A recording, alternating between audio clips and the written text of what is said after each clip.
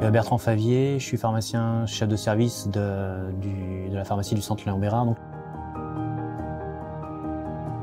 Au niveau du département de pharmacie, on a différents axes de recherche et un des axes principaux, c'est la recherche au niveau de la contamination des manipulateurs.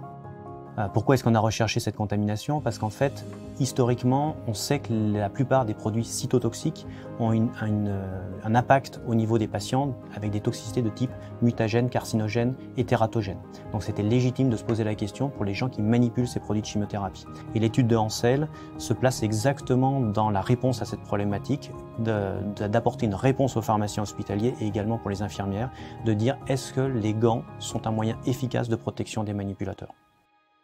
L'étude proposée par Hansel a un intérêt majeur par rapport à ce que représentent les normes à l'heure actuelle, soit les normes européennes ou les normes américaines, puisqu'en fait toutes les normes utilisent une évaluation à partir de tests statiques, à partir de cellules de perméation. Hansel a fait le choix de faire une évaluation de la perméation de ces gants par rapport à une étude dynamique, et en plus d'être dynamique, elle se rapproche des conditions réelles d'utilisation des gants des manipulateurs, c'est-à-dire que la température est prise en compte, considère à l'opposé de ce qui se passe pour les normes, où on est à des températures ambiantes. Là, on est situé à des températures, soit de la température corporelle, soit des températures que l'on rencontre lors des chips.